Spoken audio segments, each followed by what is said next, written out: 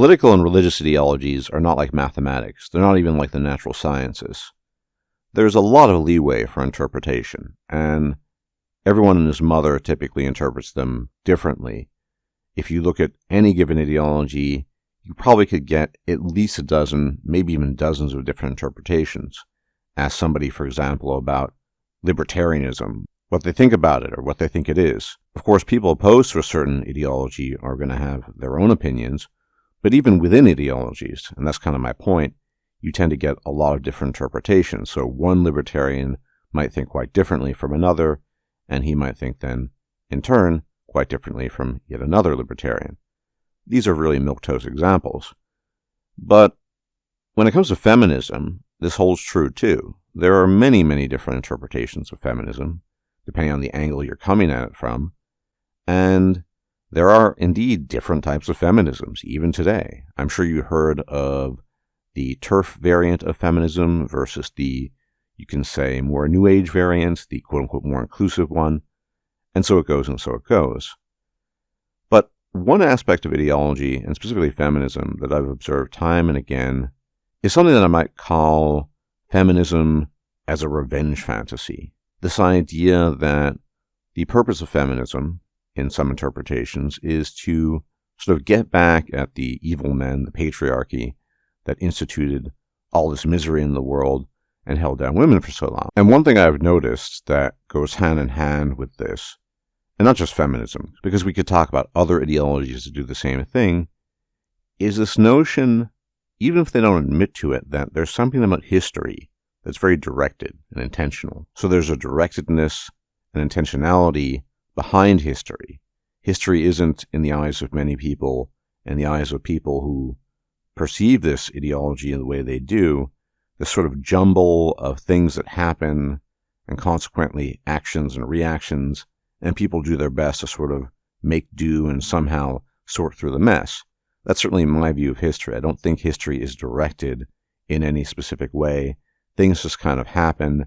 Even if these things tend to be long-term developments, they're not directed from on high, if only because throughout history humans have had very limited influence on this mudball called Earth. There's just very little that humans can do to direct the grand tide of history, as it were. And so, under the rubric of, say, feminism as a revenge fantasy, and I think a lot of people who are staunch feminists view it this way, as sort of, we need to get back at the patriarchy, evil men that instituted all of this misery.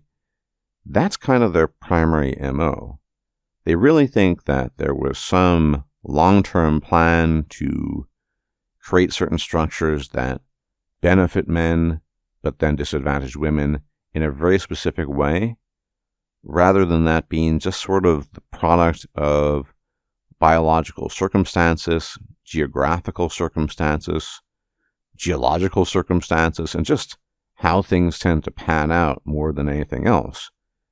And if you point out to them, for example, that this is a very small subset of men that quote-unquote benefited from quote-unquote patriarchy, then they always have an answer. It's a very curt and insufficient answer that has no explanatory power. And it goes something like this: patriarchy hurts men too. I'm sure you've heard that line many times before, but that's their actual answer.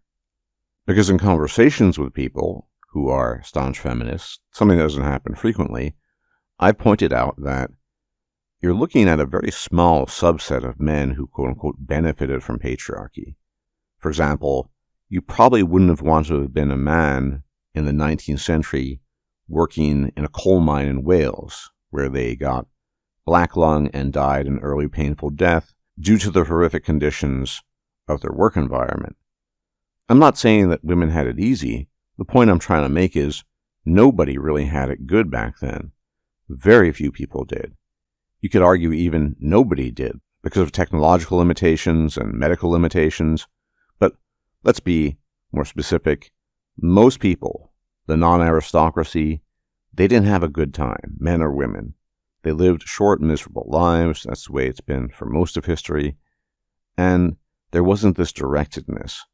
So there's that, this interpretation that a lot of feminists have, and a lot of other ideologues who insist that people have been planning these things, directing things in a certain way, and it's all going according to plan.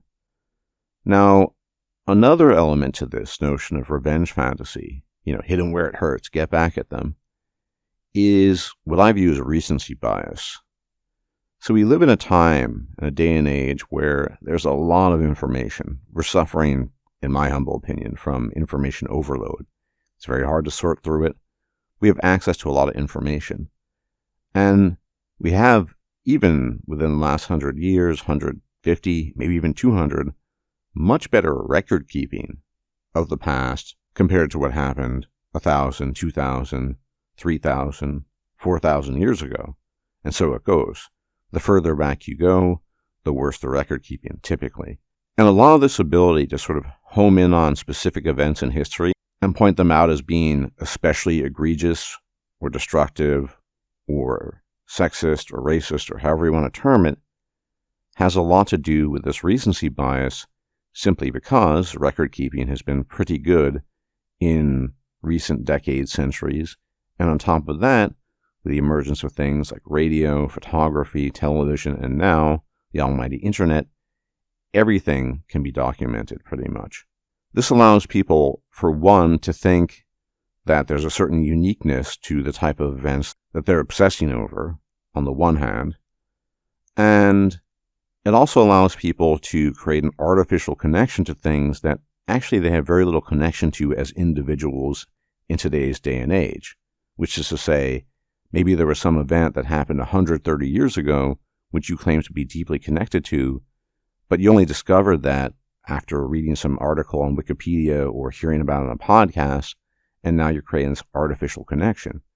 Now, I always bring this up because I think it's pertinent and salient, but back in the day, Genghis Khan and his Mongol horde terminated the lives of about as many people as people died in World War II.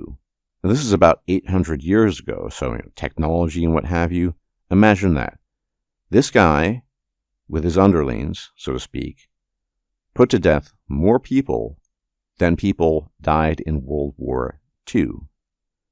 Now, given how far the Mongol Empire stretched and the atrocities it committed, you would think a lot of people have major grievances towards Mongolians, right? I mean, they caused a lot of destruction and ended the lives of many people. But no, that was 800 years ago. And here's where the recency bias kicks in. The same could be said of the Umayyads, the people who came from the Arabian Peninsula and conquered much, if not all, of North Africa. If you go back far enough, very few people in North Africa were practicing Muslims, for example. This conversion only took place after Muslims from the Arabian Peninsula conquered North Africa. But again, that was 1,300 or so years ago, so it's not important anymore. There's no reason to have grievance about this.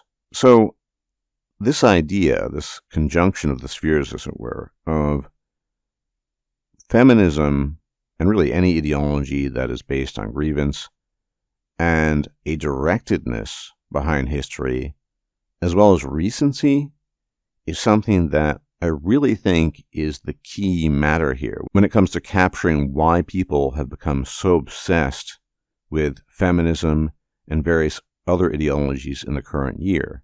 Because most of the things they're talking about occurred within the last few hundred years typically, and therefore fall within the purview of increasingly better record keeping, but also the fact that there is record keeping that's better than, say, 3,000 or 4,000 years ago lends itself to this belief that there's a sort of directedness to it, that people are trying to shape things in a certain way.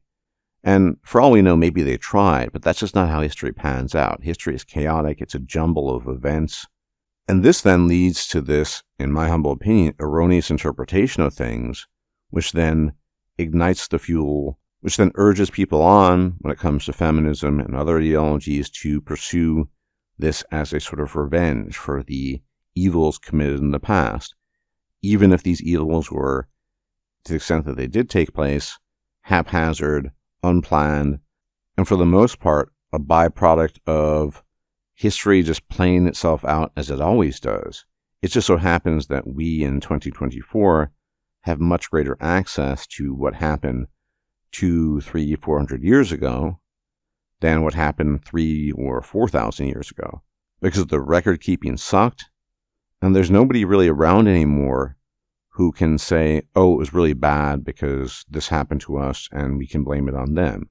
Even though I can assure you that 3,000 or 4,000 years ago, there were people with grievances and complaints about things that happened to them. It's just they have no voice now and nobody cares about it anymore. So by and large, I think feminism and many modern ideologies are the result of a misinterpretation of how history works and the convenience of modernity, the fact of better record keeping, the fact that people pay attention to these things more, and you can learn about this in a way you couldn't learn about, say, I don't know, the Bronze Age collapse over 3,000 years ago. Nobody's around to complain about that anymore, even though I'm sure, like I said, there were people with their grievances during the Bronze Age collapse.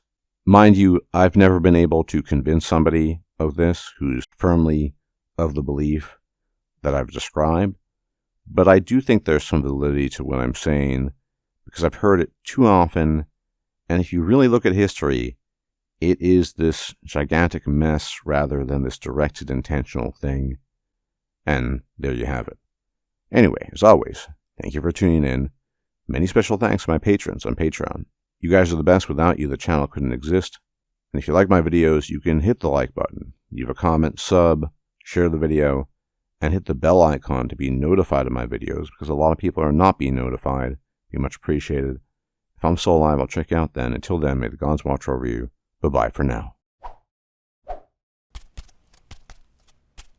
If you liked this video, please like, share, and subscribe. And if you enjoy my content, please consider making a donation or becoming a patron. Thanks for watching.